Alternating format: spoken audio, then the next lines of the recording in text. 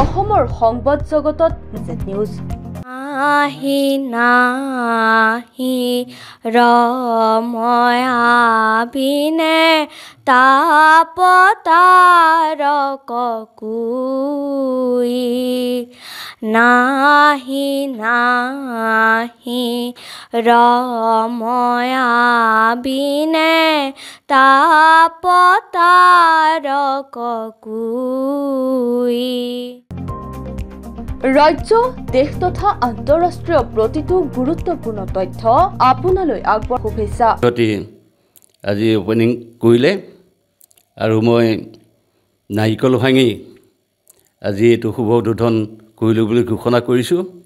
আশা ৰাখিছোঁ ভৱিষ্যত যাতে এই গণতন্ত্ৰৰ চতুৰ্থ স্তম্ভৰ NZ নৰ্থ জোন যিটো নিউজ লাইভ এইটো যাতে উজ্জ্বলময় হয় আৰু তেওঁলোকৰ যিখিনি কৰণীয় সমাজৰ কাৰণে দেশৰ কাৰণে সেইখিনি যাতে কৰিব যাবলৈ ভগৱানে শক্তি দিয়ে। এইখিনিকে কৈ মই চমুকৈ সামৰণি মাৰিছোঁ। সৰ্বপ্ৰথমে মই NZ নিউজৰ কৰ্মকৰ্তা সকলোকে ধন্যবাদ আৰু শুভেচ্ছা জ্ঞাপন কৰিছোঁ।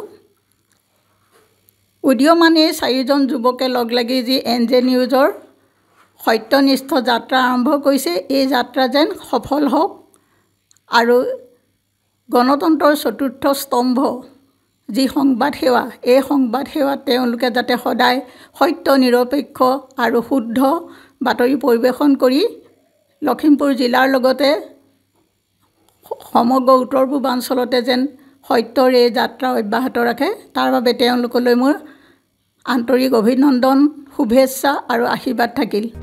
বহুকেইগৰাকী বিশিষ্ট ব্যক্তি আৰু সংবাদসেৱীৰ উপস্থিতিত আনুষ্ঠানিকভাৱে মুকলি হোৱা চেনেলটোলৈ বহুজনে জ্ঞাপন কৰে শুভেচ্ছা।